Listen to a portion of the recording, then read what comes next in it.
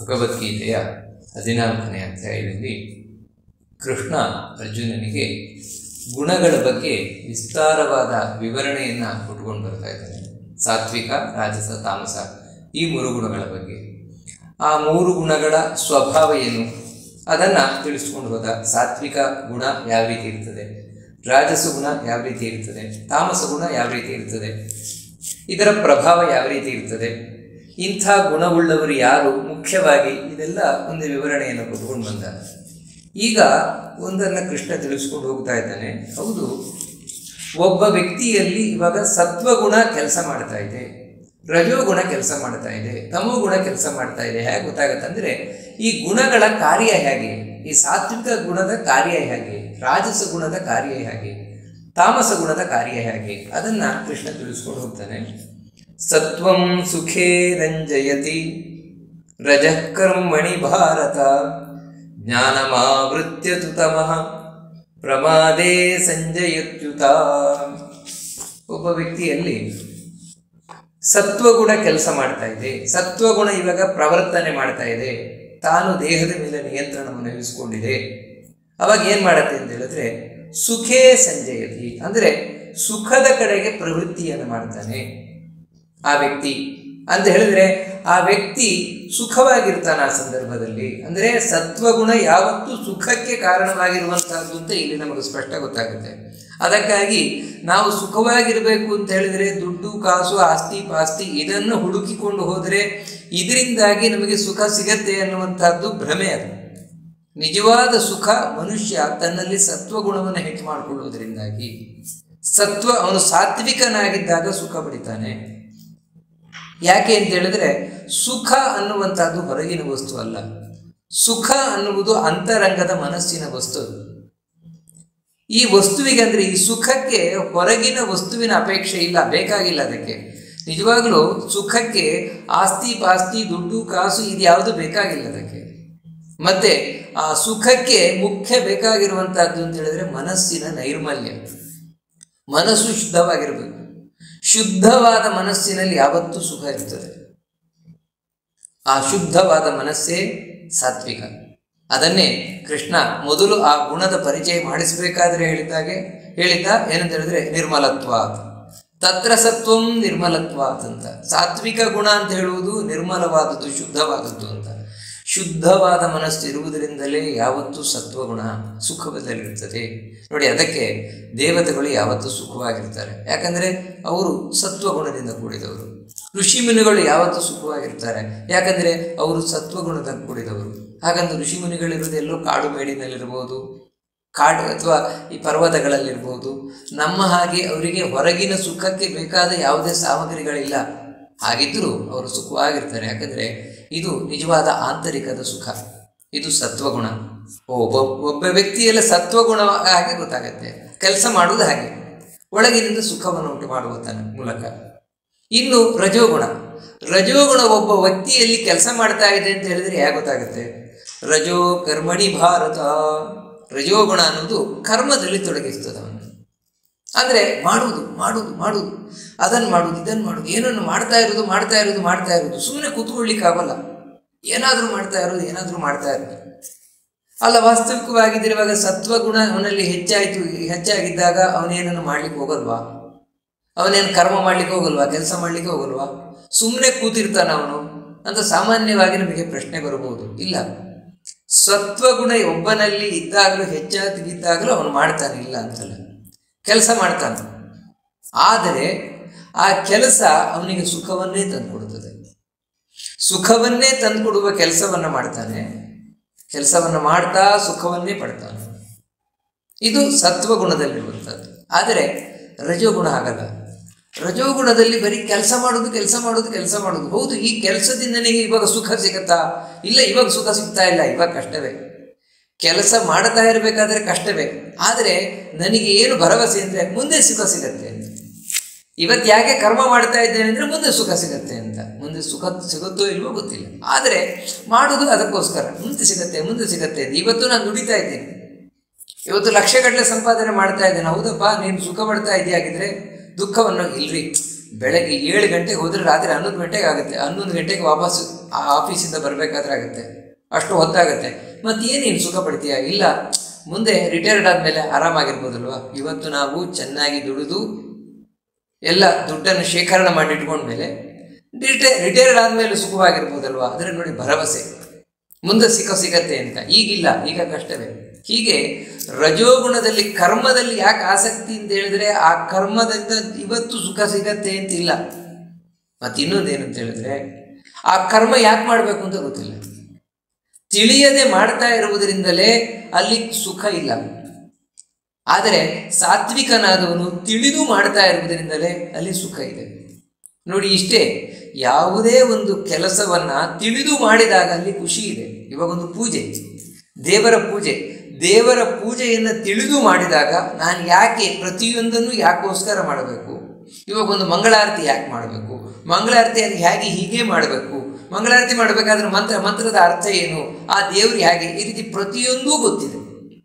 ಪ್ರತಿಯೊಂದು ಯಾವಾಗ ತಿಳಿದುಕೊಂಡ ಆಗ ಅವನು ಮಾಡುವ ಪೂಜೆ ಅವನಿಗೆ ಖುಷಿಯನ್ನು ತಂದುಕೊಡುತ್ತದೆ. ಅಂದರೆ ಅವನು ಎಂಜಾಯ್ ಮಾಡ್ತಾನೆ, ಅದನ್ನು ಪೂಜೆಯನ್ನು ಮಾಡ್ತಾ ಖುಷಿ ಪಡ್ತಾನೆ. ಆದರೆ ಯಾರಿಗೆ ಪೂಜೆಯ ಅರ್ಥವೇ ಗೊತ್ತಿಲ್ಲ, ಪೂಜೆ ಹೇಗೆ ಮಾಡುವುದು ಅಂತ ಗೊತ್ತಿಲ್ಲ, ಪೂಜಾ ವಿಧಾನ ಗೊತ್ತಿಲ್ಲ, ಆದರೆ ಪೂಜೆ ಮಾಡಬೇಕು ಅಂತ ಬಂದು ಕೂತ. ಯಾಕಂದರೆ ಎಲ್ಲರೂ ಮಾಡ್ತಾರಲ್ಲ, ಹಾಗೆ ನಾನು ಒಂದು ಪೂಜೆ ಮಾಡಬೇಕು, ಯಾಕಂದರೆ ನಾನು ಒಬ್ಬ ಧಾರ್ಮಿಕ, ಪೂಜೆ ಮಾಡಬೇಕು ಅಂತ. ಹಾಗೆ ಪೂಜೆಗೆ ಕೂತಾಗ ಪೂಜೆ ಎಂಬ ಕರ್ಮ ಏನು ಮಾಡ್ತಾ ಇರ್ತಾನೆ, ಆದರೆ ಅದು ಅವನಿಗೆ ಕಷ್ಟ ಆಗ್ತಾ ಇರುತ್ತೆ. ಯಾಕಂದರೆ ಗೊತ್ತಿಲ್ಲ, ಏನೋ ಗೊತ್ತಿಲ್ಲದೆ ಇರೋದ್ರಿಂದಲೇ ಕಷ್ಟ ಆಗ್ತಾ ಇರೋದು. ಅದರಿಂದ ಏನಂದರೆ ಆದಷ್ಟು ಬೇಗ ಪೂಜೆ ಮಾಡಿ ಮುಗಿಸ್ಬಿಡ್ಬೇಕು. ಎಷ್ಟು ಸಾಧ್ಯ ಉಂಟು ಅಷ್ಟು ಬೇಗ ಪೂಜೆ ಮಾಡಿ ಮುಗಿಸ್ಬೇಕು. ಕಾರಣ ಏನು ಅಂತ ಹೇಳಿದ್ರೆ, ಗೊತ್ತಿಲ್ಲದೆ ಇರುವುದರಿಂದ ಕಷ್ಟ ಆಗ್ತಾ ಇದೆ, ಅದಕ್ಕಾಗಿ ಬೇಗ ಬರಬೇಕು ಅಂತ. ಅದೇ ತಿಳಿದು ಮಾಡಿದಾಗ ಕಷ್ಟ ಇರೋಲ್ಲಲ್ಲಿ, ಸುಖ ಇರುತ್ತದೆ. ಇದೇ ಸಾತ್ವಿಕರಿಗೂ ರಾಜಸರಿಗೂ ಇರುವಂತಹ ವ್ಯತ್ಯಾಸ.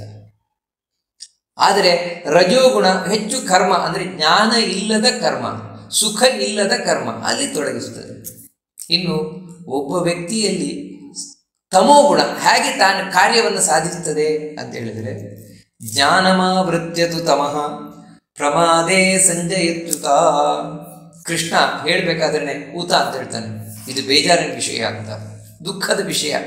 ಯಾಕಂದರೆ ಒಬ್ಬ ವ್ಯಕ್ತಿಯಲ್ಲಿ ತಮಸ್ಸು, ಈ ತಮೋಗುಣ ಯಾವ ರೀತಿ ಕೆಲಸ ಶುರು ಮಾಡುತ್ತೆ ಅಂತ ಹೇಳಿದ್ರೆ, ಅವನೊಳಗೆ ಏನಾದರೂ ಒಳ್ಳೆ ಗುಣ ಇದ್ದರೆ ಅದನ್ನು ನಾಶ ಮಾಡ್ತಾನೆ ಶುರು ಮಾಡೋದಂತ.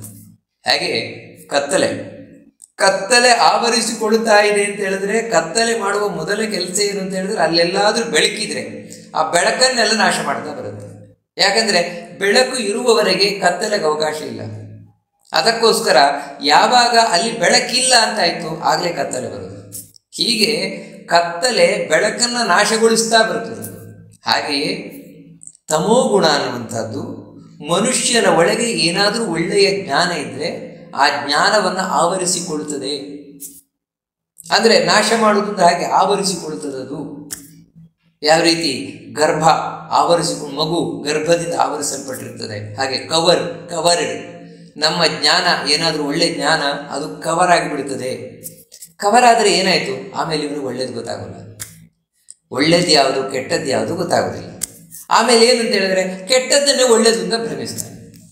ಯಾವಾಗ ಒಳ್ಳೇದು ಗೊತ್ತಿಲ್ಲ ಅಥವಾ ಒಳ್ಳೇದು ಗೊತ್ತಿದ್ರೂ ಕೂಡ ಅದೇವಾಗ ಮರ ಆಗಿಬಿಟ್ಟಿದೆ, ಯಾಕಂದರೆ ತಮೋಗುಣದಿಂದ.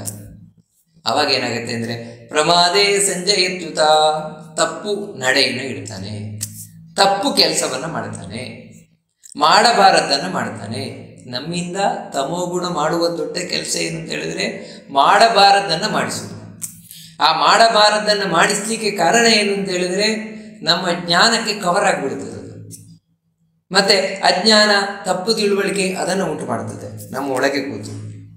ಇದು ಈ ತಮೋಗುಣ ಮಾಡುವಂಥದ್ದು. ಇಲ್ಲಿ ಕೃಷ್ಣ ಹೇಳಬೇಕಾದ್ರೆ, ಜ್ಞಾನಂ ಆವೃತ್ಯತು ತಮಹತು, ಅಂದರೆ ಈ ತಮೋಗುಣ ಆದರೂ ಅಂತ ಕೃಷ್ಣ ಯಾಕೆ ಹೇಳ್ತಾನೆ ಅಂದರೆ, ಅದರ ಬಗ್ಗೆ ಸ್ವಲ್ಪ ತಾತ್ಸಾರದಿಂದ. ಯಾಕಂತ ಹೇಳಿದ್ರೆ, ಈ ತಮೋಗುಣ ಅತ್ಯಂತ ಕೆಟ್ಟದ್ದಿದು ಅಂತ. ರಜೋಗುಣವೇ ಅಷ್ಟು ಒಳ್ಳೆಯದಲ್ಲ, ತಮೋಗುಣ ಅಂತೂ ತುಂಬ ಕೆಟ್ಟದ್ದಿದು. ಅದರಿಂದಾಗಿ ಕೃಷ್ಣ ಈ ತಮೋಗುಣ ಆದರೂ ಅಂತ ಹೇಳುವುದು. ಅಷ್ಟು ಮಾತ್ರ ಅಲ್ಲ, ಊತ ಅಂತ ಅದರ ಬಗ್ಗೆ ದುಃಖ ಬೇರೆ ವ್ಯಕ್ತಪಡಿಸ್ತಾನೆ, ಅಯ್ಯೋ ಅಂತ. ಯಾಕಂತ ಹೇಳಿದ್ರೆ, ಮನುಷ್ಯನಿಗೆ ಜೀವನದಲ್ಲಿ ಎಷ್ಟು ಹೆಚ್ಚು ನಷ್ಟ ಆಗುವುದು, ಎಷ್ಟು ದುಃಖ ಪಡುವುದು ಈ ತಮೋಗುಣದಿಂದ. ತಮೋಗುಣದಿಂದಲೇ ಹೆಚ್ಚು ಇವನು ಕಷ್ಟಪಡುವಂಥದ್ದಿಲ್ಲಿ. ಅದರಿಂದಾಗಿ ಉತ ಅಂತ ಹೇಳ್ತಾನೆ. ಇಲ್ಲಿ ಅರ್ಜುನನನ್ನು ಭಾರತ ಅಂತ ಮತ್ತೆ ಇಲ್ಲಿ ಕರಿತಾ ಇದ್ದಾನೆ ಕೃಷ್ಣ. ಯಾಕೆ ಭಾರತ ಅಂತ ಕರೀತಾನೆ ಅಂತ ಹೇಳಿದ್ರೆ ಮತ್ತೆ ನೆನಪಿಸ್ಲಿಕ್ಕೋಸ್ಕರ. ನೋಡು ಅರ್ಜುನ, ಈ 3 ವಿಧವಾದ ಗುಣಗಳನ್ನು ಅದು ಹೇಗೆ ಕೆಲಸ ಮಾಡುತ್ತೆ ಅಂತ ಹೇಳಿದೆ. ಅದರಲ್ಲಿ ನಿನ್ನಲ್ಲಿ ಇವಾಗ ಕೆಲಸ ಮಾಡ್ತಾ ಇರೋದು ಸತ್ವಗುಣವೇ, ರಜೋಗುಣ ತಮೋಗುಣಗಳಲ್ಲ. ಯಾಕಂದರೆ ನೀನು ಭಾ ಅಂದರೆ ಜ್ಞಾನದಲ್ಲಿ ರತನಾದವನು, ಆಸಕ್ತನಾದವನು. ಜ್ಞಾನದಲ್ಲಿ ಆಸಕ್ತನಾಗಿದ್ದೇ ನೀನು ಅಂತ ಹೇಳಿದ್ರೆ ಅದು ಸಾತ್ವಿಕರ ಲಕ್ಷಣ. ಯಾಕಂದರೆ ಇವಾಗ ಭಗವದ್ಗೀತೆಯನ್ನು ಖುಷಿಯಿಂದ ಕೇಳ್ತಾ ಇದ್ದಾನೆ ಅರ್ಜುನ, ಕಷ್ಟದಿಂದ ಕೇಳ್ತಾ ಇಲ್ಲ, ಕೇಳಿ ಖುಷಿ ಪಡ್ತಾನೆ ಮುಂದೆ. ಇದು ಸತ್ವಗುಣದ ಲಕ್ಷಣಪ್ಪ. ಅದಕ್ಕೆ ನೀನು ಸಾತ್ವಿಕ. ಆದರೂ ನಿನಗೆ ರಜೋಗುಣ ತಮೋಗುಣಗಳು ಹೇಗೆ ಕೆಲಸ ಮಾಡುತ್ತೆ ಅದರ ಬಗ್ಗೆ ತಿಳಿಸ್ತಾ ಇದ್ದೇನೆ ಅಷ್ಟೇ ಅಂತ ನೆನಪಿಸಿಕೊಳ್ಳಿಕ್ಕೋಸ್ಕರ ಕೃಷ್ಣ ಹೇಳ್ತಾನೆ. ಹೌದು, ಈ ಸಾತ್ವಿಕ ಗುಣ, ರಾಜಸ ಗುಣ, ತಾಮಸ ಗುಣ ನಮ್ಮ ಮೇಲೆ ಹೇಗೆ ತಮ್ಮ ಎಫೆಕ್ಟನ್ನು ಮಾಡ್ತವೆ? ಒಟ್ಟಿಗೆ ಮಾಡ್ತವೆ. ರಜೋಗುಣ ತಮೋಗುಣ ಹಾಗೂ ಸತ್ವಗುಣ ಒಟ್ಟಿಗೆ, ಅಂದರೆ ಸೈಮಲ್ಟೇನಿಯಸ್ಲಿ ಅಂತ ಹೇಳ್ತೇವೆ, ಆ ರೀತಿ ಏಕಕಾಲದಲ್ಲಿಯೇ ನಮ್ಮ ಮೇಲೆ ಅವು 3 ಕೂಡ ಅಟ್ಯಾಕ್ ಮಾಡ್ತವ, ಪ್ರಭಾವವನ್ನು ಬೀರ್ತವ. ಅಥವಾ ಒಂದಾದ್ಮೇಲೆ ಒಂದು ಬೀರ್ತವ. ಒಂದಾದ್ಮೇಲೆ ಒಂದು ಬೀರುವುದಾದರೆ ಯಾವ ರೀತಿ ಅದರ ಪ್ರಭಾವ ನಮ್ಮ ಮೇಲೆ ಉಂಟಾಗುತ್ತೆ? ಇದನ್ನು ತುಂಬ ಚಂದವಾಗಿ ಕೃಷ್ಣ ತಿಳಿಸ್ಕೊಂಡು ಹೋಗ್ತಾನೆ. ರಜಸ್ತಮಶ್ಚಾಭಿಭೂಯ ಸತ್ವಂ ಭವತಿ ಭಾರತ, ರಜಸ್ಸತ್ವಂ ತಮಶ್ಚೈವ ತಮಸ್ಸತ್ವಂ ರಜಸ್ತಥಾ. ಈ ದೇಹದಲ್ಲಿ 3 ಗುಣಗಳಿವೆ. ಸಾತ್ವಿಕ, ರಾಜಸ, ತಾಮಸ 3 ಗುಣಗಳಿವೆ. ಈ 3 ಗುಣಗಳನ್ನು ನಿಯಂತ್ರಣ ಮಾಡಲಿಕ್ಕೋಸ್ಕರ ಲಕ್ಷ್ಮಿಯ ಶ್ರೀದಿ ರೂಪ, ಭೂರೂಪ, ದುರ್ಗಾ ರೂಪ, ಈ 3 ರೂಪಗಳು ಒಳಗೆ ನಿಂತಿವೆ. ಆದರೆ ಈ 3 ಗುಣಗಳು ಒಟ್ಟಿಗೆ ನಮ್ಮ ಮೇಲೆ ಆಕ್ರಮಣವನ್ನು ಮಾಡುವುದಿಲ್ಲ, ತನ್ನ ಪ್ರಭಾವವನ್ನು ಬೀರುವುದಿಲ್ಲ ಅಂತ ಕೃಷ್ಣ ಹೇಳ್ತಾನೆ. ಮತ್ತೆ ರಜಸ್ತಮಶ್ಚಾಭಿಭೂಯ ಸತ್ವಂ ಭವತಿ ಭಾರತ. ಒಬ್ಬ ವ್ಯಕ್ತಿಯಲ್ಲಿ ಸಾತ್ವಿಕ ಗುಣ ಜಾಗೃತವಾಗಿದೆ, ಸಾತ್ವಿಕ ಗುಣ ತನ್ನ ಕೆಲಸವನ್ನು ಪ್ರಾರಂಭ ಮಾಡಿದೆ, ಅದರ ಎಫೆಕ್ಟ್ ಇವನ ಮೇಲೆ ಆಗಿದೆ ಅಂತ ಹೇಳಿದ್ರೆ ಅದು ತಾನು ಹೇಳ್ಬೇಕಾದ್ರೇ ರಜೋಗುಣವನ್ನು ತಮೋಗುಣವನ್ನು ತುಳಿದುಕೊಂಡೇ ಹೇಳುವುದು. ತನ್ನ 2 ಕಾಲಲ್ಲಿ, ಒಂದರಿಂದ ತಮೋಗುಣವನ್ನು ಮತ್ತೊಂದರಿಂದ ರಜೋಗುಣವನ್ನು, ಎರಡನ್ನು ಮೆಟ್ಟಿ ಸತ್ವಗುಣ ಎದ್ದು ನಿಲ್ತದೆ. ಅದಕ್ಕೆ ಒಬ್ಬ ವ್ಯಕ್ತಿಯಲ್ಲಿ ಯಾವಾಗ ಸತ್ವಗುಣ ಇರ್ತದೆ, ಸಾತ್ವಿಕ ಗುಣ ಎಚ್ಚರವಾಗಿರ್ತದೆ, ಆವಾಗ ರಜೋಗುಣ ತಮೋಗುಣ 2 ಮಲ್ಕೊಂಡಿರ್ತದೆ, ಕೆಲಸ ಮಾಡೋಲ್ಲ. ಇನ್ನು ರಜಸ್ಸತ್ವಂ ತಮಶ್ಚೈವ, ರಜೋಗುಣ ಎದ್ದು ನಿಲ್ತು ಅಂತ ತಿಳ್ಕೊಳ್ಳಿ. ರಜೋಗುಣ ಎದ್ದು ನಿಲ್ತು ಅಂತ ಹೇಳಿದ್ರೆ ಅದು ಕೂಡ ಹಾಗೆ ಸತ್ವಗುಣವನ್ನು ತಮೋಗುಣವನ್ನು ಮೆಟ್ಟಿ ತಾನು ಎದ್ದು ನಿಲ್ತದೆ. ಇನ್ನು ತಮಸ್ಸತ್ವಂ ರಜಸ್ತಥಾ, ತಮೋಗುಣ ನಾನು ಎದ್ದು ನಿಲ್ತು ಅಂತ ಹೇಳಿದರೆ ಈ ರಜೋಗುಣವನ್ನು ಸತ್ವಗುಣವನ್ನು ಮೆಟ್ಟಿಯೇ ತಾನು ಎದ್ದು ನಿಲ್ತು. 3 ಒಟ್ಟಿಗೆ ಕೆಲಸ ಮಾಡೋಲ್ಲ. ಇವಾಗ ನಾನು ದೇವರ ಪೂಜೆಯನ್ನು ಮಾಡ್ತಾ ಇದ್ದೇನೆ, ಬಹಳ ಭಕ್ತಿಯಿಂದ ಮಾಡ್ತಾ ಇದ್ದೇನೆ, ಬಹಳ ಇಂಟ್ರೆಸ್ಟ್ ಇದೆ ನನಗೆ. ಪ್ರತಿಯೊಂದನ್ನು ತಿಳಿದುಕೊಂಡು ನಾನು ಅನುಸಂಧಾನ ಅಂತ ಹೇಳಿದರೆ ಯಾವುದನ್ನು ಯಾಕೆ ಮಾಡಬೇಕು ಅದನ್ನು ತಿಳಿದುಕೊಂಡು ಭಕ್ತಿಯಿಂದ ಶ್ರದ್ಧೆಯಿಂದ ಮಾಡ್ತಾ ಇದ್ದೇನೆ. ತುಂಬ ಖುಷಿ ಆಗ್ತಾ ಇದೆ ನನಗೆ ಪೂಜೆಯನ್ನು ಮಾಡಬೇಕಾದ್ರೆ. ಆಗ ನಮ್ಮಲ್ಲಿ ಸತ್ವಗುಣ ಎಚ್ಚರವಾಗಿದೆ. ನೋಡಿ, ಈ ರೀತಿ ಸತ್ವಗುಣ ಎಚ್ಚರವಾಗಿರುವುದರಿಂದಲೇ ರಜೋಗುಣವನ್ನು ಮೆಟ್ಟಿ ನಿಂತಿದೆ. ಅದರಿಂದಾಗಿ ಯಾವಾಗ ಈ ರೀತಿ ಅವನು ಬಹಳ ಖುಷಿಯಿಂದಾಗಿ ದೇವರಲ್ಲೇ ಮನಸ್ಸನ್ನಿಟ್ಟು ಪೂಜೆಯ ಒಂದೊಂದು ವಿಧಾನಗಳನ್ನು ತಿಳಿದುಕೊಂಡು ಭಕ್ತಿಯಿಂದ ಮಾಡ್ತಾ ಇದ್ದಾನೆ, ಆವಾಗ ರಜೋಗುಣ ಕೆಲಸ ಮಾಡೋಲ್ಲ. ಯಾಕಂದರೆ ರಜೋಗುಣ ಕೆಲಸ ಏನಂದರೆ ಆಸೆ ಆಕಾಂಕ್ಷೆಗಳು, ಊರಿನವರದ್ದೆಲ್ಲ ನೆನಪು, ಅದು ಯಾವುದೂ ಇರೋಲ್ಲ. ಅದೆಲ್ಲ ಮರ್ತೋಗ್ಬಿಟ್ಟಿರ್ತದೆ. ಅವನು ಬರೀ ದೇವರಲ್ಲೇ ಇರ್ತಾನೆ. ಅದೇ ರೀತಿ ತಮೋಗುಣ ಇರೋಲ್ಲ. ಏನು ತಮೋಗುಣ ಅಂತ ಹೇಳಿದ್ರೆ ಆ ರೀತಿ ಇವನು ಬಹಳ ಇಂಟ್ರೆಸ್ಟಿಂದ ದೇವರದ್ದು ಪೂಜೆ ಮಾಡಬೇಕಾದ್ರೆ ಅಪ್ಪಿತಪ್ಪಿಯೂ ಇವನಿಗೆ ಆಕಳಿಸುವುದಾಗಲಿ ನಿದ್ರೆ ಬರುವುದಾಗಲಿ ಆಗುತ್ತೆ. ಅದು ತಮೋಗುಣದಿಂದ ಆಗುತ್ತೆ. ಅದು ಯಾವುದೂ ಆಗಲ್ಲ. ಯಾಕಂದರೆ ತಮೋಗುಣ ಮಲ್ಕೊಂಡಿದೆ, ರಜೋಗುಣ ಮಲ್ಕೊಂಡಿದೆ. ಆ ಕಾರಣದಿಂದ ನೋಡಿ, ಸ್ವಾರಸ್ಯ ಏನಂತ ಹೇಳಿದರೆ ಇದೇ ಮುಂದುವರಿತದೆ ಅಂತಿಲ್ಲ. ಹೀಗೆ ಪೂಜೆ ಮಾಡ್ತಾ ಇದ್ದಾನೆ. ಅರ್ಧ ಗಂಟೆ ಆಗ್ತಾ ಇದ್ದ ಹಾಗೆಯೇ ರಜೋಗುಣದ ಪ್ರಭಾವ ಶುರುವಾಗ್ಬಿಡ್ತು. ಆ ರಜೋಗುಣದ ಪ್ರಭಾವ ಶುರುವಾಯಿತು ಅಂತ ಹೇಳಿದರೆ ಅದು ಹಾಗೆ ಬರೋಲ್ಲ. ಮತ್ತೆ ಸತ್ವಗುಣ ಹಾಗೂ ತಮೋಗುಣಗಳನ್ನು ಮೆಟ್ಟಿಯೇ ನಿಲ್ಲುವುದು. ಅವಾಗ ಏನಾಯಿತು ಅಂತ ಹೇಳಿದ್ರೆ ಇದ್ದಕ್ಕಿದ್ದ ಹಾಗೆ ಇವನಿಗೆ ಯಾರದ್ದೋ ನೆನಪಾಗಲಿಕ್ಕೆ ಶುರುವಾಯಿತು. ಪೂಜೆ ಮಾಡ್ತಾ ಇದ್ದಾನೆ, ಪೂಜೆ ಮಾಡ್ತಾ ಇರಬೇಕಾದ್ರೇ ಖುಷಿಯಿಂದ ಮಾಡ್ತಾ ಇದ್ದಾನೆ, ಬಹಳ ಇಂಟ್ರೆಸ್ಟಿಂದ ಮಾಡ್ತಾ ಇದ್ದಾನೆ, ಇದ್ದಕ್ಕಿದ್ದಾಗಿ ಯಾರದ್ದೂ ನೆನಪಾಯ್ತಿಲ್ಲ. ನೋಡಿ, ಇದು ರಜೋಗುಣದ ಮೇಲಕ್ಕೆ ಬಂದದ್ದು. ರಜೋಗುಣ ತನ್ನ ಕೆಲಸ ಶುರು ಮಾಡಿದ್ದು. ಆ ಕೂಡಲೇ ಸತ್ವಗುಣವನ್ನು ಮಲಗಿಸಿಬಿಡ್ತದೆ. ಅಂದರೆ ಏನಾಯ್ತು ಅಂದರೆ ಪೂಜೆಯಲ್ಲಿ ಇಂಟ್ರೆಸ್ಟ್ ಹೋಯಿತು. ಅಲ್ಲಿವರೆಗೆ ಲವಲವಿಕೆ ಇತ್ತು, ಅದು ಹೊರಟೋಯ್ತು. ಪೂಜೆಯಲ್ಲಿ ಏನು ಅರ್ಥವನ್ನೆಲ್ಲ ತಿಳ್ಕೊಂಡು ಭಕ್ತಿಯಿಂದ ಮಾಡ್ತಾ ಇದ್ದ ಭಕ್ತಿ ಹೊರಟೋಯ್ತು. ಯಾಕಂದರೆ ಬೇರೆ ಯಾವುದೋ ನೆನಪು ಶುರುವಾಯಿತು. ಬೇರೆ ಏನೋ ನೆನಪು ಮಾಡ್ಕೊಂಡು ಕೂತ, ಯಾರನ್ನ ನೆನಪು ಮಾಡ್ಕೊಂಡು ಕೂತ. ಹಾಗಂತ ಅಲ್ಲಿ ತಮೋ ಗುಣವು ಕೆಲಸ ಮಾಡ್ತಾ ಇಲ್ಲ. ಯಾಕಂದರೆ ತಮೋ ಗುಣವನ್ನು ರಜೋಗುಣ ಮೆಟ್ಟಿ ಬಿಟ್ಟಿದೆ.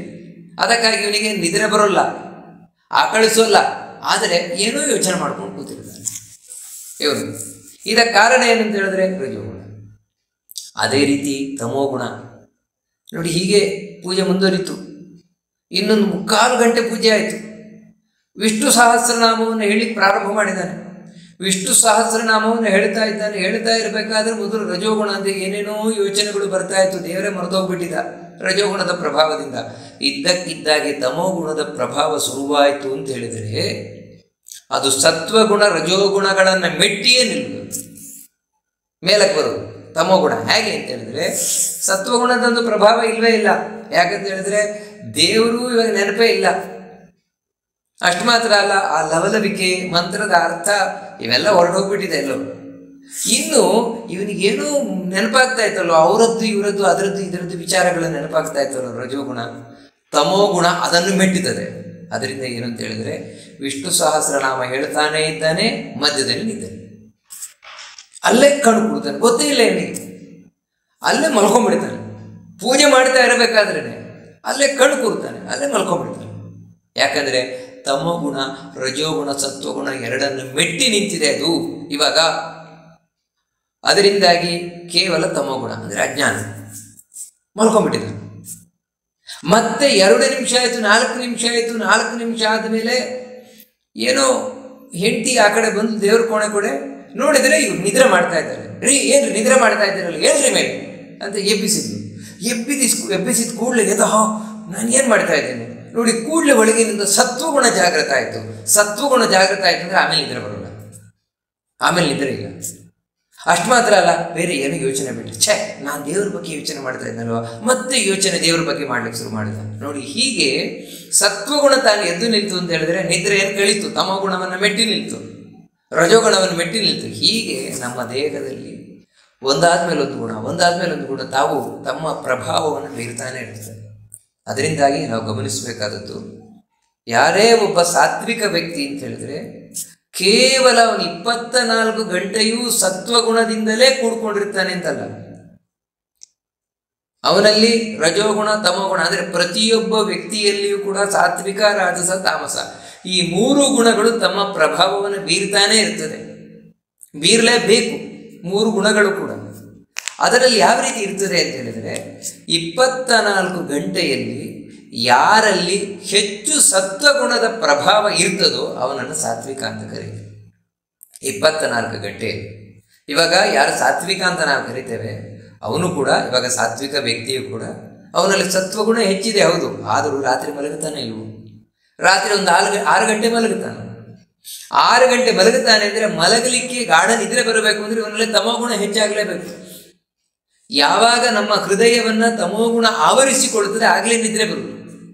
ಹೀಗೆ ಒಬ್ಬ ವ್ಯಕ್ತಿಗೆ ನೋಡಿ 24 ಗಂಟೆಯಲ್ಲಿ 6 ಗಂಟೆ ತಮೋಗುಣ ಆವರಿಸ್ಕೊಂಡ್ಬಿಡ್ತದೆ ಮನುಷ್ಯನಿಗೆ. ಅಂದರೆ ಅವನು ಎಷ್ಟು ಉತ್ತಮ ಮನುಷ್ಯನಾಗಲಿ. ಯಾಕಂದರೆ ಇಲ್ರಿ ನಾನು ನಿದ್ರೆ ಮಾಡುವುದಿಲ್ಲ ಅಂತ ಹೇಳಿದ್ರೆ ಅದು ಜ್ಞಾನಿ, ದೊಡ್ಡ ಜ್ಞಾನಿ ಅವನು. ಅದನ್ನು ಮೀರಿ ನಿಂತ ಜ್ಞಾನಿ ಅವನು, ಶುದ್ಧ ಸತ್ವಗುಣದಲ್ಲಿರುವಂಥವನು. ಅದನ್ನು ಮುಂದೆ ಹೇಳ್ತಾರೆ. ಇಲ್ಲದೇ ಇದ್ದರೆ ಅವನು ನಿದ್ರೆ ಮಾಡ್ತಾನೆ. ಅದೇ ರೀತಿ ಅವನು ಸ್ವಲ್ಪ ಮನೆಯ ಈ ವಾರ್ತೆಯ ಬಗ್ಗೆ ಸ್ವಲ್ಪ ತಲೆ ಕಾಡಿಸ್ತಾನೆ. ಆ ಕೆಲಸ ಈ ಕೆಲಸ, ಮನೆ ಕೆಲಸ ಆ ಕೆಲಸ, ಇದೆಲ್ಲ ರಜೋಗುಣದಿಂದ ಮಾಡುವಂಥದ್ದು. ಇನ್ನು ಹೆಚ್ಚು ದೇವರ ಬಗ್ಗೆ ಚಿಂತನೆ ಮಾಡುವುದು, ಹೆಚ್ಚು ಒಳ್ಳೆಯ ಚಿಂತನೆ ಮಾಡುವುದು, ಹೆಚ್ಚು ಲವಲವಿಕೆಯಿಂದ ಕೂಡುವುದು, ಇವನ 24 ಗಂಟೆಯಲ್ಲಿ ಹೆಚ್ಚು ಇಂಥ ಚಟುವಟಿಕೆ ಇರ್ತದೆ. ಅದಕ್ಕೆ ಅವನು ಸಾತ್ವಿಕ ಅಂತ ಕರೀತೀವಿ. ತಾಮಸ ಅಂತ ನಾವು ಯಾರನ್ನು ಕರಿತೇವೆ ಅಂತ ಹೇಳಿದರೆ ತಾಮಸನಲ್ಲೂ ಕೂಡ ಸತ್ವಗುಣ ಬೇಕೇ ಬೇಕು, ರಜೋಗುಣ ಬೇಕೇ ಬೇಕು. ಆದರೆ ಸತ್ವಗುಣದ ಪ್ರಭಾವ ಕಡಿಮೆ ಅವನಿಗೆ 24 ಗಂಟೆಯಲ್ಲಿ. ರಜೋಗುಣದ ಪ್ರಭಾವ ಕಡಿಮೆ. ಏನು ನಾವು ತಮೋಗುಣವನ್ನು ನಾವು ನೋಡಿದಾಗ ತಮೋಗುಣದ ಪ್ರಭಾವ ಹೆಚ್ಚು ನೋಡಿ. ಅದರಿಂದಾಗಿ ಸಾಮಾನ್ಯ ಯಾವಾಗ ನೋಡಿದರೂ ಒಂದತ್ತು ಕಡಿಸ್ತಾ ಇರ್ತಾನೆ, ಮಲ್ಕೊಂಡಿರ್ತಾನೆ, ಆಕಳಿಸ್ತಾ ಇರ್ತಾನೆ, ಸೋಮಾರಿತನದಿಂದ ಕೂತಿರ್ತಾನೆ, 24 ಗಂಟೆಯಲ್ಲಿ ಹೆಚ್ಚು ಹೀಗೆ ಕಳೆಯೋದು. ಅವನು ಲವಲವಿಕೆಯಿಂದ ಆಕ್ಟಿವ್ ಆಗಿರೋದು ಕಡಿಮೆನೆ. ಕಾರಣ ಏನಂದರೆ ಸತ್ವಗುಣ ಅವನಲ್ಲಿ ಕೆಲಸ ಮಾಡೋಲ್ಲ. ಹೀಗೆ ನೋಡಿ, ಈ ತಮೋಗುಣವು ಅವನಲ್ಲಿ ಹೆಚ್ಚಿರ್ತದೆ ಅಷ್ಟೇ ಹೊರತು ರಜೋಗುಣ ಸತ್ವಗುಣ ಇರ್ತದೆ ಅವನಲ್ಲಿ ಇಲ್ಲ ಅಂತಲ್ಲ. ಹೀಗೆ ಪ್ರತಿಯೊಬ್ಬ ವ್ಯಕ್ತಿಯು ತ್ರಿಗುಣಾತ್ಮಕ ಬಂಧನಕ್ಕೆ ಸಿಲುಕಿದ್ದಾನೆ. ಅದರಲ್ಲಿ ಹೆಚ್ಚೆಚ್ಚಿರುವಂತಹದ್ದು ಅಂಥ ವ್ಯಕ್ತಿಗಳು. 3 ಗುಣಗಳ ಪ್ರಭಾವವನ್ನು ತಿಳಿಸಿ ಈಗ ಹೇಳ್ತಾನೆ, ಹಾಗಿದ್ರೆ ಇವಾಗ ನನ್ನಲ್ಲಿ ಸತ್ವಗುಣ ಹೆಚ್ಚಾಗಿದೆಯಾ, ರಜೋಗುಣ ಹೆಚ್ಚಾಗಿದೆಯಾ, ತಮೋಗುಣ ಹೆಚ್ಚಾಗಿದೆಯಾ, ನಾನು ಹೇಗೆ ಕಂಡುಕೊಳ್ಳೋದು, ನನ್ನನ್ನು ನಾನು ಯಾರು ಅಂತ ಹೇಗೆ ಇವಾಗ ನಾನು ಐಡೆಂಟಿಫೈ ಮಾಡಿಕೊಳ್ಳೋದು, ಗುರುತಿಸಿಕೊಳ್ಳೋದು? ಕೃಷ್ಣ ಹೇಳ್ತಾನೆ ಬಹಳ ಸ್ಪಷ್ಟವಾಗಿ, ಇದನ್ನು ನಾವೇ ವಿಮರ್ಶೆ ಮಾಡಿಕೊಳ್ಬೇಕಾದದ್ದು, ನಾವು ಯಾರು ಅಂತ. ಸರ್ವದ್ವಾರೇಷು ದೇಹೇಸ್ಮಿನ್ ಪ್ರಕಾಶ ಉಪಜಾಯತೆ ಜ್ಞಾನಂ ಯದಾ ತದಾ ವಿದ್ಯಾತ್ ವಿವೃದ್ಧಂ ಸತ್ವಮಿತ್ಯುತ. ಹಿಂದಿನ ಶ್ಲೋಕದಲ್ಲಿ ಒಂದು ಗಮನಿಸಬೇಕಾದದ್ದು, ರಜಸ್ತಮಶ್ಚಾಭಿಭೂಯ ಸತ್ವಂ ಭವತಿ ಭಾರತ. ನೋಡಿ, ಅಲ್ಲಿ ಕೂಡ ಅರ್ಜುನನನ್ನ ಭಾರತ ಅಂತ ಕರೀತಿದ್ದಾನೆ. ಸ್ಪಷ್ಟ. ನಾವು ಹಿಂದೆಯೇ ನೋಡಿದಾಗೆ, ನೋಡು ನಿನ್ನಲ್ಲಿ ಸತ್ವಗುಣವೇ ಕೆಲಸ ಮಾಡುವುದು ಹೆಚ್ಚು, ರಜೋಗುಣ ತಮೋಗುಣವನ್ನು ಮೆಟ್ಟಿ ನಿಂತು ಅದರ ಸಂಕೇತವಾಗಿ ನೀನು ಭಾರತ ಅಂತ ಹೇಳಿದ್ರೆ ಜ್ಞಾನದಲ್ಲಿ ಆಸಕ್ತನಾದವನು ಅನ್ನುವುದನ್ನು ಮತ್ತೆ ನೆನಪಿಸಿ ಮಾಡಿಕೊಡ್ತಾ ಇದ್ದಾನೆ. ಈ ಶ್ಲೋಕದಲ್ಲಿ ಮತ್ತೆ ಹೇಳ್ತಾನೆ, ಈಗ ನಾವು ಸಾತ್ವಿಕರಾಗಿದ್ವು ಅಂತ ಹೇಳಿದರೆ, ಈಗ ನಮ್ಮಲ್ಲಿ ಸಾತ್ವಿಕ ಪ್ರಭಾವ ಇದೆ ಅಂತಾದರೆ ಯಾವ ರೀತಿ ಇರುತ್ತದೆ ಅಂತ ಹೇಳಿದ್ರೆ, ಸರ್ವದ್ವಾರೇಷು ದೇಹೇಸ್ಮಿನ್ ಪ್ರಕಾಶ ಉಪಜಾಯತೆ ಜ್ಞಾನಂ ಯದಾ. ನಮ್ಮ ಎಲ್ಲ ಇಂದ್ರಿಯಗಳು, ಕಣ್ಣು, ಕಿವಿ, ಮೂಗು, ಬಾಯಿ, ಕೈ, ಕಾಲು, ಪ್ರತಿಯೊಂದರಲ್ಲೂ ಕೂಡ ಒಂದು ಲವಲವಿಕೆ ಕಾಣಿಸ್ತದಂತೆ, ಹೊಸ ಹುರುಪು ಕಾಣಿಸ್ತದಂತೆ, ಲವಲವಿಕೆ. ಮತ್ತೆ ಜ್ಞಾನ ರೂಪವಾದ ಬೆಳಕು ಯಾವಾಗ ಕಾಣಿಸ್ತದೆ ಒಬ್ಬ ವ್ಯಕ್ತಿಯಲ್ಲಿ, ಆಗ ನಿಜವಾಗಲೂ ಕೂಡ ಸತ್ವಗುಣವನ್ನಲ್ಲಿ ಕೆಲಸ ಮಾಡ್ತಾ ಇದೆ ಅಂತ ಅರ್ಥ. ಜ್ಞಾನ ರೂಪವಾದ ಬೆಳಕು ಅಂದರೆ, ಜ್ಞಾನ ರೂಪವಾದ ಬೆಳಕು ಅಂತ ಹೇಳಿದರೆ, ಇವಾಗ ಕಣ್ಣು ಬಹಳ ಲವಲವಿಕೆಯಿಂದ ಕೂಡಿದೆ, ಒಳ್ಳೆ ಆಕ್ಟಿವ್ ಆಗಿದೆ, ಪ್ರಕಾಶದಿಂದ ಕೂಡಿರೋದ್ರಿಂದ ಹಾಗೆ ಒಳ್ಳೆ ಆಕ್ಟಿವ್ ಆಗಿದೆ, ಚುರುಕಾದ ಕಣ್ಣು. ಆ ಚುರುಕಾದ ಕಣ್ಣು ಏನು ಮಾಡ್ತಾ ಇದೆ ಅಂತ ಹೇಳಿದ್ರೆ, ಒಳ್ಳೆ ವಿಷಯವನ್ನು ಗ್ರಹಣ ಮಾಡ್ಲಿಕ್ಕೆ ನೋಡ್ತಾ ಇದೆ. ಎಲ್ಲಿ ಒಳ್ಳೆ ವಿಷಯ ಸಿಗತ್ತೆ ನನಗೆ, ಎಲ್ಲಿ ಒಳ್ಳೆ ವಿಷಯ ಸಿಗತ್ತೆ, ದೇವರ ವಿಷಯ, ಧರ್ಮದ ವಿಷಯ ಎಲ್ಲಿ ಸಿಗತ್ತೆ ನೋಡಿ, ಅದನ್ನು ನೋಡ್ತಾ ಇದೆ. ಅವಾಗ ಆ ಕಣ್ಣಿನಲ್ಲಿ ಸತ್ವಗುಣ ಜಾಗೃತವಾಗಿದೆ. ಕಿವಿ ತಾನು ಒಳ್ಳೆ ಆಕ್ಟಿವ್ ಆಗಿದೆ, ಯಾಕೆ ಕೇಳಬೇಕು, ಏನು ದೇವರ ಬಗ್ಗೆ, ಧರ್ಮದ ಬಗ್ಗೆ, ಅಂದರೆ ಒಳ್ಳೆ ವಿಷಯ ಎಲ್ಲಿ ಸಿಗತ್ತೆ ಅದಕ್ಕೆ ತಾನು ಹಾಕ್ತೊಳಿತಾ ಇದೆ. ಅಂದರೆ ನೋಡಿ, ಈ ರೀತಿ ಜ್ಞಾನ ರೂಪವಾದ ಬೆಳಕು, ಅದಕ್ಕೋಸ್ಕರ ತಾನೇನು ಮನಸ್ಸು ಕೂಡ ಒಳ್ಳೆ ವಿಷಯದ ಬಗ್ಗೆನೇ ಯೋಚನೆ ಮಾಡ್ತಾ ಇದೆ. ಹೀಗೆ ಯಾವಾಗ ಒಬ್ಬ ವ್ಯಕ್ತಿಯಲ್ಲಿ ನೀವೊಂದು ಹುರುಪನ್ನು ಕಾಣ್ತೀರಿ, ಒಳ್ಳೆ ಆಕ್ಟಿವ್ನೆಸ್ ಅನ್ನು ಕಾಣ್ತೀರಿ, ನಿಜವಾಗ್ಲೂ ಅವನು ಸಾತ್ವಿಕದಿಂದ ಕೂಡಿದ್ದಾನೆ ಅಂತ. ಇನ್ನೊಂದು ಆಕ್ಟಿವ್ನೆಸ್ ಅಂತ ಹೇಳಿದ್ರೆ ಅದು ಹೇಗೆ ಅಂತ ಹೇಳಿದ್ರೆ ತಾತ್ಕಾಲಿಕವಾಗಿ ಅಲ್ಲ, ಮತ್ತೆ ಜ್ಞಾನದಿಂದಾಗಿ ಬಂದಿರುವಂಥದ್ದು. ಆ ಆಕ್ಟಿವ್ನೆಸ್ಸು ತಿಳಿದು ಬಂದಿರುವಂಥದ್ದು. ಯಾಕಂದರೆ ಒಬ್ಬ ರಾಜಸನಿಗೂ ಕೂಡ ಆಕ್ಟಿವ್ನೆಸ್ ಇರಬಹುದು, ಇಲ್ಲ ಅಂತಲ್ಲ. ಒಬ್ಬ ತಾಮಸನಿಗೂ ಕೂಡ ಆಕ್ಟಿವ್ನೆಸ್ ಇರಬಹುದು, ಇಲ್ಲ ಅಂತಲ್ಲ. ಆದರೆ ಈ ಸಾತ್ವಿಕನಾದವನಲ್ಲಿ ಇರುವಂತಹ ಒಂದು ಈ ಪ್ರಕಾಶ ಅಂತ ಹೇಳಿದ್ರೆ, ಆಕ್ಟಿವ್ನೆಸ್ ಏನು ಹೊಳಪು ಕಾಣ್ತಾ ಇದ್ದೇವೆ, ಅದು ಜ್ಞಾನದಿಂದ ಬಂದದ್ದು. ಒಳ್ಳೆಯ ಜ್ಞಾನ ಇದೆ, ತಿಳ್ಕೊಂಡಿದ್ದಾನೆ, ತಿಳಿದುಕೊಂಡದರಿಂದಾಗಿ ಬಂದದ್ದು. ಇದು ಸ್ವಾರಸ್ಯ. ಇದನ್ನೇ ನಾವು ಹೇಳ್ತೇವೆ ತೇಜಸ್ಸು ಅಂತ. ಆ ವ್ಯಕ್ತಿಯಲ್ಲಿ ಏನು ತೇಜಸ್ಸಿದೆ ಅವರನ್ನು ನೋಡ್ಲಿಕ್ಕಾಗೋಲ್ಲ. ಕಾರಣ ಏನಂತ ಹೇಳಿದ್ರೆ, ಆ ವ್ಯಕ್ತಿ ದೇವರ ಜ್ಞಾನವನ್ನು ಸಂಪಾದನೆ ಮಾಡಿದ್ದಾನೆ. ನಿಮಗೆ ಎಲ್ಲಿವರೆಗೆ ಅಂದರೆ, ಈ ಜ್ಞಾನ ಬರೀ ಪುಸ್ತಕದ ಜ್ಞಾನ ಮಾತ್ರ ಅಲ್ಲ, ಮತ್ತೆ ಆ ಪುಸ್ತಕದಲ್ಲಿರುವುದನ್ನು ಯಾರು ಅನುಭವಿಸ್ತಿದ್ದಾನೆ ಅಂದರೆ ದೇವರನ್ನು ಒಳಗಿನಿಂದ ಕಂಡಿದ್ದಾನೆ. ಆ ಕಂಡವನ ಪ್ರತಿಯೊಂದು ಇಂದ್ರಿಯಗಳು ಕೂಡ ಅಷ್ಟು ಪ್ರಕಾಶಮಾನವಾಗಿರುತ್ತದೆ. ಎಲ್ಲಿವರೆಗೆ ಅಂದರೆ, ಅಂಥವರನ್ನು ಕಣ್ಣಲ್ಲಿ ಕಣ್ಣಿಟ್ಟು ನೋಡ್ಲಿಕ್ಕಾಗಲ್ಲ ನಮಗೆ. ಯಾಕಂದರೆ ಆ ಕಣ್ಣಲ್ಲೇ ಅಂತಹ ಪ್ರಕಾಶ ಇರ್ತದೆ, ಬಾಯಿಯಲ್ಲಿ ಪ್ರಕಾಶ ಇರ್ತದೆ. ಆ ಕಾರಣದಿಂದಲೇ ಅವರು ಬಾಯಿಯಿಂದ ಒಂದು ಮಾತನ್ನು ನುಡಿದರು ಅಂತ ಹೇಳಿದ್ರೆ ಸತ್ಯ. ಯಾಕಂದರೆ ಎಲ್ಲಿ ಬೆಳಕು ಬಿದ್ದರೆ ಅಲ್ಲಿ ವಸ್ತು ಚೆನ್ನಾಗಿ ಕಾಣಿಸ್ತದೆ, ಕತ್ತಲೆ ಹೊರಟು ಹೋಗುತ್ತೆ. ಹಾಗೆಯೇ ಇವರು ಒಂದು ಮಾತು ಹೇಳಿದರು, ಅದು ಸತ್ಯವೇ, ಅವರ ಮಾತು ಸುಳ್ಳಾಗೋಲ್ಲ. ಅದಕ್ಕೆ ಅವರು ಸುಳ್ಳು ಆಡುವುದೇ ಇಲ್ಲ. ಯಾಕಂದರೆ ಅವ್ರು ಹೇಳಿದ ಮಾತು ಸುಳ್ಳು ಆಗುವುದೇ ಇಲ್ಲ. ಯಾಕಂದರೆ ಅಷ್ಟು ಆ್ಯಕ್ಟಿವ್ ಆಗಿರ್ತದೆ, ಅವ್ರ ನಾಲಿಗೆ ಅಷ್ಟು ಚುರುಕಾಗಿರ್ತದೆ, ಸ್ಪಷ್ಟವಾಗಿರ್ತದೆ, ಪ್ರಕಾಶಮಾನವಾಗಿರ್ತದೆ. ಅದೇ ರೀತಿ ನಾಲಿಗೆಯಿಂದ ಅವರು ಏನು ರುಚಿ ನೋಡ್ತಾರೆ ನೋಡಿ, ರುಚಿ ನೋಡುವುದು ಕೂಡ ಅಷ್ಟೇ, ಅದು ಆರೋಗ್ಯಕ್ಕೆ ಅಷ್ಟು ಹಿತಕರವಾಗಿರ್ತದೆ ಹೊರತು ಆರೋಗ್ಯಕ್ಕೆ ಕೆಟ್ಟದಾಗುವುದು ಯಾವುದನ್ನು ಅವರ ನಾಲಿಗೆ ಹಿಡ್ಕೊಳ್ಳೋದಿಲ್ಲ. ಯಾಕಂದರೆ ಅದು ಅಷ್ಟು ಪ್ರಕಾಶದಿಂದ ಜ್ಞಾನದಿಂದ ಕೂಡಿರ್ತದೆ. ಹೀಗೆ ಎಲ್ಲ ಇಂದ್ರಿಯಗಳು ಕೂಡ ಒಳ್ಳೆ ಲವಲವಿಕೆಯಿಂದ ಕೂಡಿರುವಂತಹದ್ದು ಒಂದು ಸತ್ವಗುಣದ ಲಕ್ಷಣ. ಯದಾ ವಿದ್ಯಾತ್ ವಿವೃದ್ಧಂ ಸತ್ವಮಿತ್ಯುತ, ಇದು ಸರ್ವದ್ವಾರೇಶು, ಎಲ್ಲ ಕಡೆಗಳಲ್ಲೂ ಕೂಡ. ಸಾಮಾನ್ಯವಾಗಿ ಮನುಷ್ಯರಲ್ಲಿ ಈ ರೀತಿ ಕಾಣುವುದು ಕಡಿಮೆ. ಯಾರು ಅಂದರೆ ಯಾರು ಉತ್ತಮವಾದ ಮನುಷ್ಯರಿದ್ದಾರೆ ಅವರಲ್ಲಿ ನಾವಿಂಥದ್ದು ಕಾಣಬಹುದು. ಆದರೆ ದೇವತೆಗಳು ಹೀಗೆ ಯಾವತ್ತೂ ಇರುವಂಥದ್ದು, ಯಾವತ್ತೂ ದೇವತೆಗಳು ಹೀಗೆ ಎಲ್ಲ ಇಂದ್ರಿಯಗಳದವರದ್ದು ಪ್ರಕಾಶಮಾನವಾಗಿರ್ತದೆ. ಇನ್ನು ರಜೋಗುಣ, ರಜೋಗುಣ ಯಾವ ರೀತಿ ಇರ್ತದೆ ಅದನ್ನು ಹೇಳ್ತಾನೆ. ಲೋಭ ಪ್ರವೃತ್ತಿರಾರಂಭ ಕರ್ಮಣಾಮಶಮಸ್ಪೃಹ ರಜಸ್ಯೇತಾನಿ ಜಾಯಂತೆ ವಿವೃದ್ಧೇ ಭರತರ್ಷಭ. ಒಬ್ಬ ವ್ಯಕ್ತಿಯಲ್ಲಿ ರಜೋಗುಣ ಹೆಚ್ಚಾಗಿದೆ. ನಾವು ಹಿಂದೆ ಹೇಳಿದ ಹಾಗೆ ಸತ್ವಗುಣ ತಮೋಗುಣ ಎರಡನ್ನು ಮೆಟ್ಟಿ ರಜೋಗುಣ ಎದ್ದು ನಿಂತಿದೆ. ಹಿಂದೆ ನಾವು ನೋಡಿದ್ದು ಸತ್ವಗುಣ ಎದ್ದು ನಿಂತಾಗ ಏನಾಗುತ್ತೆ, ರಜೋಗುಣ ತಮೋಗುಣಗಳನ್ನು ಮೆಟ್ಟಿ ನಿಂತಾಗ. ಈಗ ರಜೋಗುಣ ಸತ್ವಗುಣ ಹಾಗೂ ತಮೋಗುಣವನ್ನು ಮೆಟ್ಟಿ ನಿಲ್ತು, ಎದ್ದು ನಿಲ್ತು. ಆವಾಗ ಮನುಷ್ಯನಲ್ಲಿ ಮೊದಲು ಕಾಣೋದೇನಂತ ಹೇಳಿದ್ರೆ ಜಿಗುಣ, ಲೋಭಿತನ ಆ ವ್ಯಕ್ತಿಯಲ್ಲಿ ಸುಣವಾಗುತ್ತೆ. ಅಂತ ಹೇಳಿದ್ರೆ ನನಗೆ ಬೇಕು, ನನಗೆ ಬೇಕು, ಅದು ಬೇಕು, ಇದು ಬೇಕು, ಇದು ನನಗೆ ಬೇಕು, ನನಗೆ ಬೇಕು, ಇನ್ನೊಬ್ರಿಗೆ ಕೊಡಬಾರ್ದು, ನನಗೆ ಬೇಕು, ಎಷ್ಟಿದ್ರೆ ಇನ್ನೂ ಬೇಕು, ಇನ್ನೂ ಬೇಕು. ನಿಮ್ಮಲ್ಲಿ ರಜೋಗುಣ ಕೆಲಸ ಮಾಡ್ತಾ ಇದೆ ಅಂತ ಅರ್ಥ ಒಂದು. ಎರಡನೇದೇನೆಂದರೆ ಪ್ರವೃತ್ತಿ ಅಂತ. ಪ್ರವೃತ್ತಿ ಅಂತ ಹೇಳಿದ್ರೆ ಒಂದು ರೀತಿ ಹುರುಪು, ಎಲ್ಲದರಲ್ಲೂ ಎಲ್ಲ ಕಡೆನೂ ತನ್ನನ್ನು ತೊಡಗಿಸ್ಕೊಳ್ತಾ ಇರು. ಯಾಕ್ರಿ ಅಲ್ಲಿ ಹೋಗ್ತೀರಿ, ನೀವು ಯಾಕೆ ಹೋಗ್ತೀರಿ? ಸುಮ್ಮನೆ ನೋಡಿ, ಎಲ್ಲ ಕಡೆ ನಾವು ಹೋಗ್ತಾ ಇರಬೇಕು. ಯಾಕಂತ ಹೇಳಿದ್ರೆ ಸಮಾಜದಲ್ಲಿ ಬೆರಿಬೇಕು, ನಾವು ಎಲ್ಲರೊಟ್ಟಿಗೆ ಬೆರಿಬೇಕು. ಯಾಕೆ ಬೆರೀತಾ ಇದ್ದೀರಿ ನೀವು? ಅದರಿಂದ ಏನು ಉಪಯೋಗ ಇದೆ ನೋಡಿ, ನಿಮ್ಗೆ ಹಾಗಲ್ಲ, ಹೋಗ್ತಾ ಇರಬೇಕು. ಇದಕ್ಕೆ ಏನು ಹೇಳ್ತೀವಿ ಅಂದರೆ ಹುಚ್ಚು ಹುರುಪು ಅಂತ. ಹುರುಪಿದೆ ಹೌದು, ಇಲ್ಲ ಅಂತಲ್ಲ, ಆದರೆ ಹುಚ್ಚು ಹುರುಪು ಅಂದರೆ ಪ್ರಯೋಜನ ಇಲ್ಲದೆ ಇರುವಂಥದ್ದು, ಪ್ರಯೋಜನ ಇಲ್ಲದೆ ಇರುವಂತಹ ಹುರುಪದು. ಇಂತಹ ಹುರುಪಿನಿಂದ ಕೂಡಿರುವಂತಹದ್ದು ರಜೋಗುಣದ ಲಕ್ಷಣ.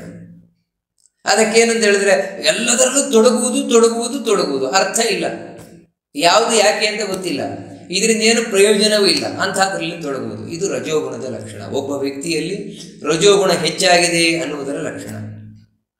ಮತ್ತೆ ಮುಂದಿನದೇನೆಂದರೆ ಆರಂಭ ಅಂತ. ಆರಂಭ ಅಂತ ಹೇಳಿದ್ರೆ ಕೆಲಸದಲ್ಲಿ ತೊಡಗುವುದು. ಆ ಕೆಲಸ ಮಾಡುವುದು, ಈ ಕೆಲಸ ಮಾಡುವುದು, ಇದಾಯ್ತಾ ಇನ್ನೊಂದು ಕೆಲಸ ಮಾಡುವುದು, ಅದಾಯ್ತಾ ಇನ್ನೊಂದು ಕೆಲಸ ಆಯ್ತು. ಸುಮ್ಮನೆ ಕೂತ್ಕೊಳ್ಳಲ್ಲ, ಏನಾದರೂ ಮಾಡ್ತಾ ಇರ್ತಾರೆ. ಅಲ್ಲ ಹೋಗ್ಲಿ, ಇದು ಸಾತ್ವಿಕ ಗುಣ ಅಲ್ರಿ. ಯಾಕಂತ ಹೇಳಿದ್ರೆ ಏನಾದರೂ ಮಾಡ್ತಾ ಇದ್ದಾರಲ್ವ, ಯಾವತ್ತು ಒಳ್ಳೆ ಪ್ರಕಾಶ, ಇಂದ್ರಿಯಗಳೆಲ್ಲ ಪ್ರಕಾಶಮಾನವಾಗಿ ಕೂತಿರುವಂತಹದ್ದು ಸಾತ್ವಿಕ ಗುಣ ಅಂತ ಹೇಳಿದ್ರಲ್ವ. ಹಾಗಿರ್ಬೇಕಾದ್ರೆ ಇದ್ಯಾಕೆ ರಜೋಗುಣ ಅಂತ ಹೇಳಿದ್ರೆ ಇದು ಏನಾದರೂ ಮಾಡ್ತಾ ಇರುವುದು ಹೊರತು ಮಾಡಬೇಕಾದದನ್ನೇ ಮಾಡ್ತಾ ಇರುವುದಲ್ಲ. ವ್ಯತ್ಯಾಸ ಇಷ್ಟು. ಸಾತ್ವಿಕನಾದವನು ಮಾಡಬೇಕಾದದ್ದನ್ನೇ ಮಾಡ್ತಾ ಇರ್ತಾನೆ. ಯಾಕಂದ್ರೆ ಅವನು ತಿಳಿದುಕೊಂಡಿರುವುದರಿಂದ. ಹೌದು, ಅವನು 24 ಗಂಟೆ ತೊಡಗಿರ್ತಾನೆ, ವೇಸ್ಟ್ ಮಾಡಲ್ಲ, ಒಂದು ನಿಮಿಷವನ್ನು ವೇಸ್ಟ್ ಮಾಡೋಲ್ಲ ಸಾತ್ವಿಕನಾದವನು. ಆದರೆ ಪ್ರತಿಯೊಂದು ಕ್ಷಣದಲ್ಲೂ ತನ್ನ ಜೀವನದ ಸಾರ್ಥಕತೆಗೆ ತಾನು ಏನು ಬೇಕೋ ಅದನ್ನೇ ಮಾಡ್ತಾ ಇರ್ತಾನೆ. ಒಂದು ನಿಮಿಷವೇ ವ್ಯರ್ಥ ಮಾಡ್ಕೊಳ್ಳೋಲ್ಲ. ಹೇಗೆ ಸಾರ್ಥಕ ಮಾಡ್ಕೊಳ್ಳೋದು? ಇದನ್ನೇ ಶಾಸ್ತ್ರಗಳು ಹೇಳಿದೆ. ಬೆಳಗಿನಿಂದ ಸಂಜೆಯ ತನಕ, ಸಂಜೆಯಿಂದ ಬೆಳಕಿನ ತನಕ ಏನೇನು ಮಾಡಬೇಕು, ಒಬ್ಬ ವ್ಯಕ್ತಿ ಏನು ಮಾಡಬೇಕು, ಇದನ್ನು ಸ್ಪಷ್ಟವಾಗಿ ತಿಳಿಸ್ಕೊಂಡು ಹೋಗಿದೆ.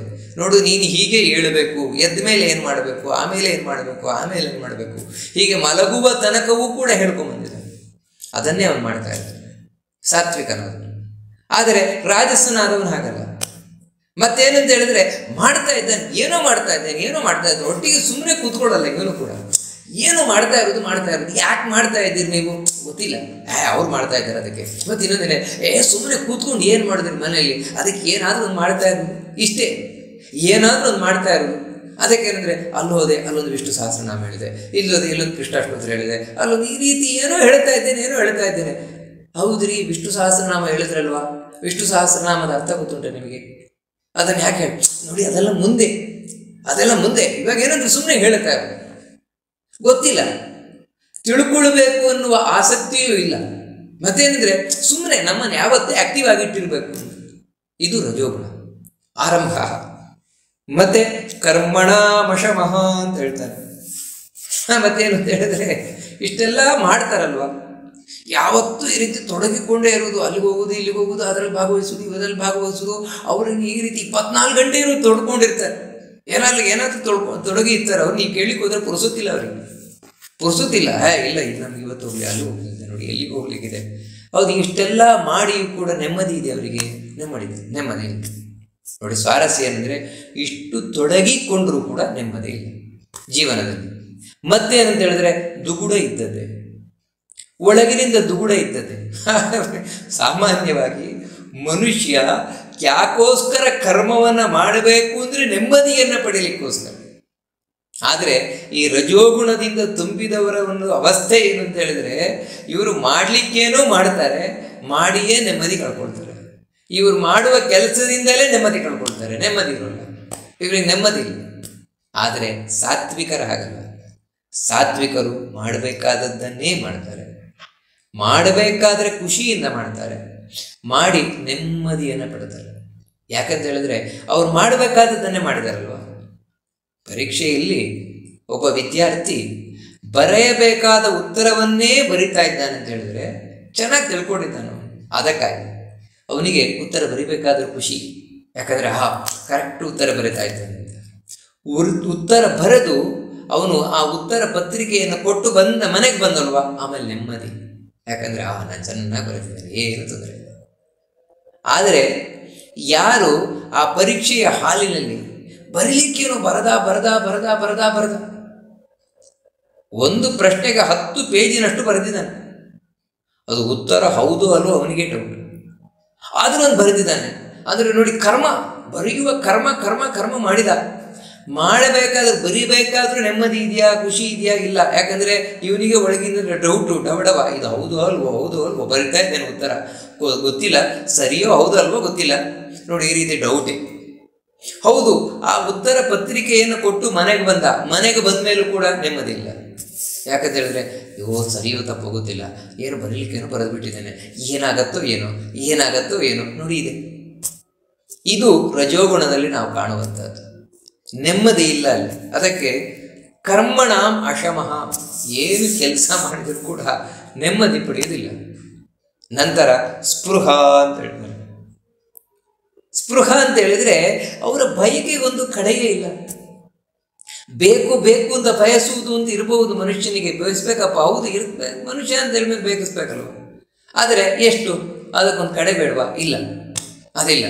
ಮತ್ತೆ ಈ ಬಯಕೆಗೆ ಅಂತ್ಯವೇ ಇಲ್ಲ. ಇದು ಬೇಕು, ಅದು ಬೇಕು, ಅವರು ಬೇಕು, ಇವರು ಬೇಕು, ಅಲ್ಲಿಗೆ ಹೋಗ್ಬೇಕು, ಇಲ್ಲಿ ಹೋಗ್ಬೇಕು, ಅದು ನೋಡಬೇಕು, ಇದು ನೋಡಬೇಕು, ಅದು ತಿನ್ನಬೇಕು, ಇದು ತಿನ್ನಬೇಕು, ಎಲ್ಲ ಈ ರೀತಿ ಬೇಕು ಮಾಡಬೇಕು ಮುಗಿಯುವುದು ಅಂತಿಲ್ಲ. ಇವರಿಗೆ ಜೀವನದಲ್ಲಿ ಸಾಕು ಅಂತ ಆಗುವುದಿಲ್ಲ, ಇನ್ನೂ ಬೇಕು. ಎಲ್ಲಿವರೆಗೆ ಅಂತ ಹೇಳಿದ್ರೆ, ಎಷ್ಟು ತೀರದ ಬಯಕೆ ಅಂತ ಹೇಳಿದ್ರೆ, ಕಡೆಗೆ ಹಲ್ಲೆಲ್ಲ ಬಿದ್ದು ಹೋಯ್ತು. ಹಲ್ಲು ಬಿದ್ದೋದ ಮೇಲೂ ಚಕ್ಕಲಿ ತಿನ್ನುವ ಆಸೆ ಹೋಗಲ್ಲ ನೋಡಿ. ಇನ್ನಾದರೂ ಬಿಡ್ಬೋದಲ್ವ, ಜೀವನದಲ್ಲಿ ಇಲ್ಲಿವರೆಗೆ ಬೇಕಾದಷ್ಟು ಚಕ್ಕಲಿ ತಿಂದಾಯ್ತು. ಯಾಕಂದರೆ ಇನ್ನು ಹಲ್ಲು ಹೋಯ್ತಲ್ವ, ಇನ್ನೇನು ಚಕ್ಕಲಿ ತಿನ್ನೋದು ಬಿಡಲ್ಲ. ಇದೇ ಹೇಳುದು ತೀರದ ಬಯಕೆ ಅಂತ. ಆಮೇಲೆ ತನಗೆ ಕೂಡದೇ ಇದ್ದರೂ ಕೂಡ, ತಿನ್ಲಿಕ್ಕಾಗದೇ ಇದ್ದರೂ ಕೂಡ ಬಯಕೆ ಮಾತ್ರ ಹೋಗುವುದಿಲ್ಲ. ಇದು ರಜೋಗುಣ ಒಬ್ಬ ವ್ಯಕ್ತಿಯಲ್ಲಿ ತನ್ನ ಕೆಲಸ ಹೆಚ್ಚು ಮಾಡಿದಾಗ, ತನ್ನ ಪ್ರಭಾವವನ್ನು ಬೀರಿದಾಗ ಆಗುವಂಥದ್ದು. ಈಗ ನಮ್ಮನ್ನೇ ನಾವು ನೋಡ್ಕೊಡ್ಬೇಕಾದದ್ದು, ನಾವು ರಾಜಸ ಗುಣದ ಪ್ರಭಾವಕ್ಕೆ ಹೆಚ್ಚು ಒಳಗಾಗಿದ್ದೇವೆ, ಸತ್ವಗುಣದ ಪ್ರಭಾವಕ್ಕೆ ಹೆಚ್ಚು ಒಳಗಾಗಿದ್ದೇವೆ. ಹೌದು, ಇನ್ನೊಂದಿದೆಯಲ್ವ ತಮೋಗುಣ. ಅದು ತನ್ನ ಕೆಲಸ ಶುರು ಮಾಡಿದರೆ ಒಳಗಿನಿಂದ ಏನಾಗುತ್ತೆ ಅದನ್ನು ಕೃಷ್ಣ ತಿಳಿಸ್ಕೊಂಡು ಹೋಗ್ತಾನೆ. ಅಪ್ರಕಾಶೋ ಪ್ರವೃತ್ತಿಶ್ಚ ಪ್ರಮಾದೋ ಮೋಹ ಏವಚ ತಮಸ್ಯೇತಾನಿ ಜಾಯಂತೆ ವಿವೃದ್ಧೇ ಕುರು ನಂದನ. ಒಬ್ಬ ವ್ಯಕ್ತಿಯಲ್ಲಿ ತಮೋಗುಣ ತನ್ನ ಕೆಲಸವನ್ನು ಶುರು ಮಾಡಿದರೆ ಮೊದಲಾಗುವುದೇನು ಅಂತ ಹೇಳಿದ್ರೆ ಅಪ್ರಕಾಶ, ಕತ್ತಲು ಕವಿದುಕೊಳ್ತದೆ ಒಳಗೆ, ಅಂದರೆ ಅಜ್ಞಾನ. ನಾವು ಹಿಂದೆ ಕೇಳಿದ್ವು, ತಮೋಗುಣ ತನ್ನ ಕೆಲಸವನ್ನು ಶುರು ಮಾಡುವುದೇ ಲೈಟ್ ಆಫ್ ಮಾಡಿ, ಅಂದರೆ ಕತ್ತಲೆಯನ್ನು ಮಾಡಿ. ಅಂದರೆ ಏನಂದರೆ ಒಳಗಿನಿಂದ ಜ್ಞಾನ ಇಲ್ಲ. ಏನಾದರೂ ಒಳಗೊಂಚೂರು ಜ್ಞಾನ ಇತ್ತು. ಯಾಕಂತ ಹೇಳಿದ್ರೆ ಒಂದು ರೂಮಲ್ಲಿ ಎಲ್ಲೋ ಒಂಚೂರು ಸಣ್ಣ ಬೆಳಕಿತ್ತು, ಆ ಬೆಳಕು ಕೂಡ ಕಪ್ಪು ಪೇಪರನ್ನು ಸುತ್ತಬಿಟ್ರು, ಅದು ಕಾಣಲ್ಲ, ಎಲ್ಲ ಕಡೆ ಕಪ್ಪೆ. ಇಲ್ಲದೇ ರೀತಿ ಒಳಗೆ ಏನಾದರೂ ಒಂಚೂರು ಜ್ಞಾನ ಇತ್ತು, ನಮ್ಗೆ ಒಳ್ಳೇದಿತ್ತು ಅಂತ ಹೇಳಿದ್ರೆ, ಗೊತ್ತಿತ್ತು ಅಂತ ಹೇಳಿದ್ರೆ ಅದನ್ನು ಮುಚ್ಚಿಬಿಡ್ತದೆ ಅಜ್ಞಾನ, ತಮೋಗುಣ. ಇವನಲ್ಲಿ ತಮೋಗುಣ ಹೆಚ್ಚಾಗಿದೆ. ಅವಾಗ ಏನಂದ್ರೆ ನೀವೇನು ಹೇಳಿದ್ರು ಅರ್ಥ ಆಗೋಲ್ಲ. ತಮೋಗುಣಕ್ಕೆ ಒಳಗಾದ ವ್ಯಕ್ತಿಗೆ ನೀವೇನೇ ಹೇಳಿ ಅರ್ಥ ಆಗೋಲ್ಲ. ಒಂದನೇದಾಗಿ ಅವ್ರು ಕೇಳಲಿಕ್ಕೆ ತಯಾರಿರೋಲ್ಲ.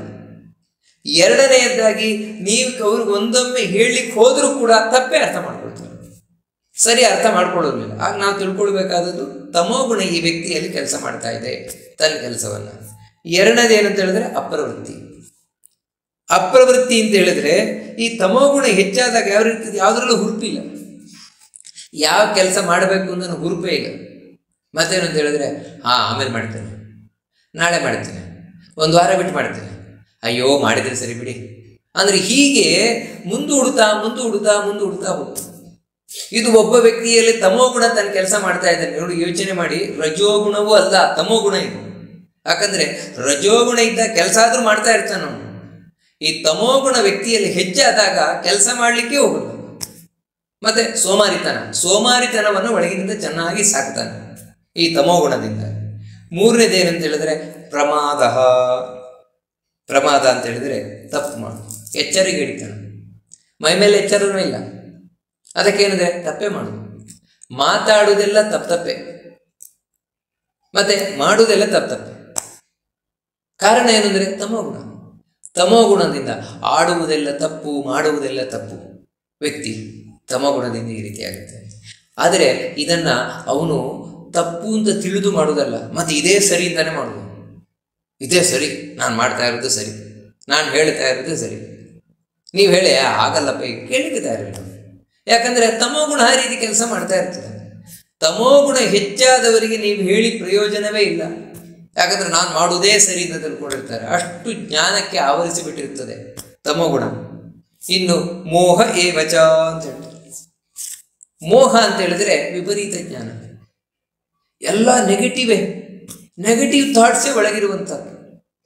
ಒಂದೂ ಸರಿ ಅರ್ಥ ಆಗೋಲ್ಲ ನಿಮಗೆ. ಯಾವ ರೀತಿ ಅಂದರೆ, ಒಬ್ಬ ವ್ಯಕ್ತಿಯಲ್ಲಿ ತಮೋಗುಣ ಹೆಚ್ಚಾಗಿ ತನ್ನ ಕೆಲಸ ಮಾಡ್ತಾ ಇದೆ ಅಂತ ಹೇಳಿದ್ರೆ ಅಂಥವ್ರ ಹತ್ರ ನೀವು ಮಾತಾಡಲಿಕ್ಕೆ ಹೋಗಬಾರ್ದು. ಯಾಕಂದರೆ ಮಾತಾಡಿದ್ರೆ ಅವರಿಗೆ ತಪ್ಪೇ ಅರ್ಥ ಆಗ್ತದೆ. ಪ್ರತಿಯೊಂದನ್ನು ಕೂಡ ಕಡೆಗೆ ಏನಿಲ್ಲ ಅಂದರೆ ಒಂದು ಸರಳವಾಗಿ ಚೆನ್ನಾಗಿದ್ದೀರಾ ಅಂತ ನೀವು ಕೇಳಿದರೂ ಕೂಡ ಅವರಿಗೆ ಸರಿಯಾಗಿ ಅರ್ಥ ಆಗಲ್ಲ.